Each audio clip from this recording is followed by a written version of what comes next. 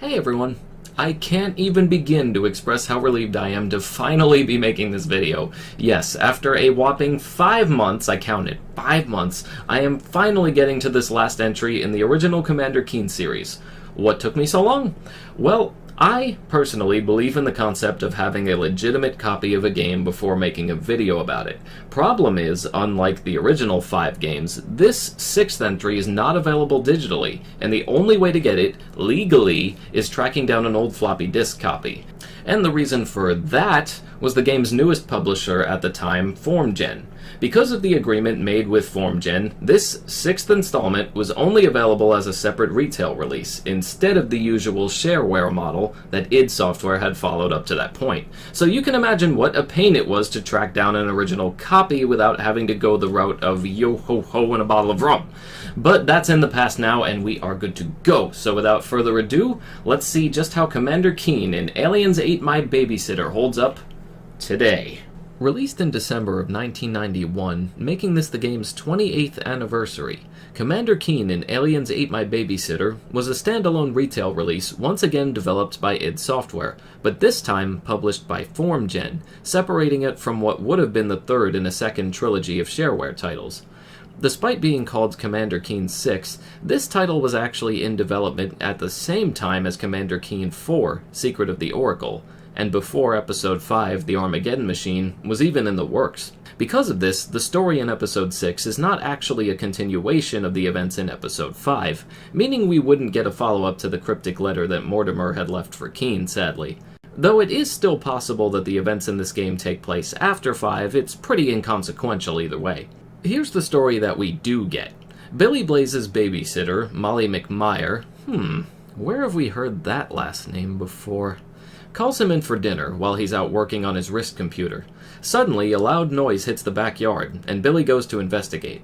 Molly is gone, with a large note burned into the grass. It states that the Bloogs of the planet Fribulus Zax have kidnapped Molly and plan to eat her for dinner. It's up to Billy to don his brother's football helmet and become Commander Keen once more.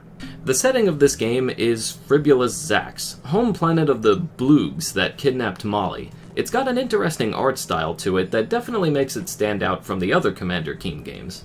The focus on the red coloring on the outside, as well as the interesting mechanical structures indoors, are all very pleasing on the eyes, and quite different from what we saw in the previous titles.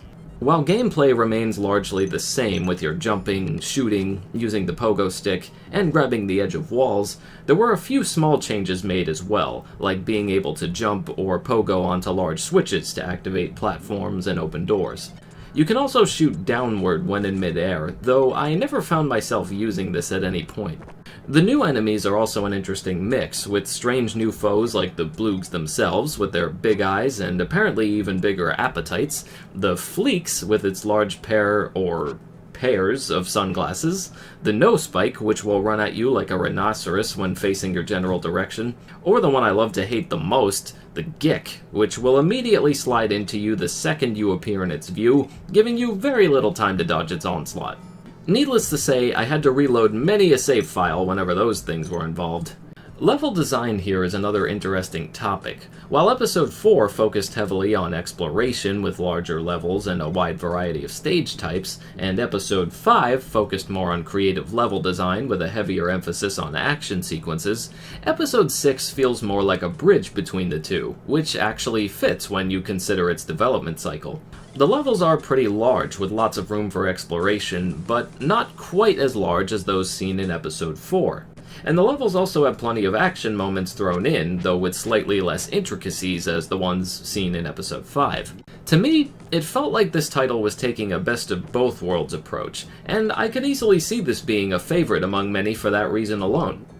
While some entries in the series were maddeningly hard in places, looking at you, Episode 3, this episode never felt too overwhelming to me in any sense. Each time that I messed up or lost a life, I usually felt like it was my own fault instead of the game's, with the only exception being those annoying Gick I was telling you about before. This is testament to the polish that went into each level, as I believe the best kind of stages are the ones where you feel challenged, but not due to any cheap scenarios or moments that basically trick you into dying. Just a good challenge from some good level design, as it should be.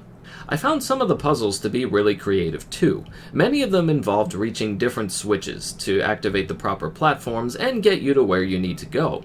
While this did typically involve backtracking, it was never too far back due to the levels being smaller than the ones in Episode 4, and overall effective use of the spaces given in each stage.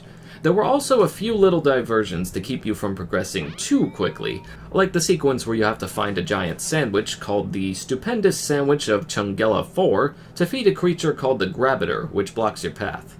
This game, like the other episodes before it, has a bonus stage that you can access through a satellite just before the final stage. While it doesn't have anything too flashy in it besides some blorb enemies, which can be difficult to avoid, it does contain a complete translation of the standard galactic alphabet, just like the one found in Episode 3. The final stage involves a confusing door puzzle, and one of every kind of colored gem to find in order to open all of the doors holding Molly, who's currently tied up. Once you reach her, the game ends. Molly thanks Keen for rescuing her, and says that her brother is, quote-unquote, going to get in a lot of trouble for this. At this moment, we're reminded that Molly's last name is McMire, making her the sister of Keen's arch-nemesis, Mortimer McMire. This is also the moment that Keen realizes Mortimer is still alive and plans to, quote-unquote, blow up the universe, which was also confirmed in the letter Keen picked up in Episode 5, written in the standard galactic alphabet. If these episodes really are in proper order, then I guess Keen never got to translating that letter after all.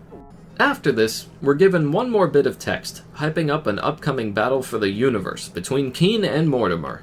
The game's developers had another trilogy of games planned to mark this next stage of events called The Universe is Toast, but unfortunately, this was never meant to be.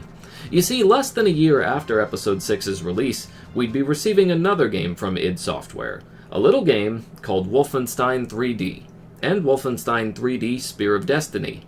After that, we received Doom the following year. If you couldn't already tell, the rest was history. Honestly, can you blame them for shifting focus after redefining an entire genre?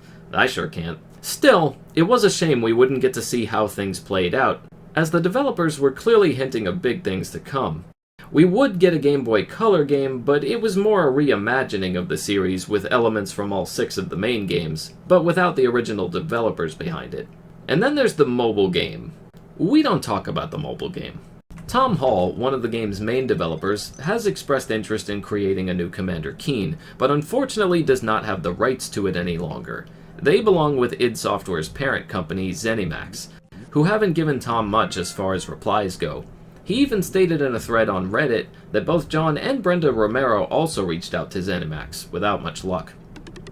And this, unfortunately, marked the end of the Commander Keen saga, but with it came inspiration, and games that would show their influence from fans all over. You can still find all kinds of mods and fan-made levels, other interpretations of what the universe's toast could have been, and even some heavily inspired projects like Rad Rogers, which combined elements of multiple DOS-era and Amiga games like Keen and Rough and Tumble, respectively. The point is, it's out there, and the only thing that really limits us today is your own imaginations at this point. This is what Carmack and Hall and the rest would have wanted. They wanted you, yes, you watching this, to make the next big thing. They did it. What's stopping us, right? And I include myself in that. That gives you something to think about. And that's gonna do it for this video. Let me know your thoughts on this game and the Commander Keen series in general in the comments below. Thank you all again for watching. It has been a wonderful journey revisiting all of these with you, and I hope to see you all again real soon.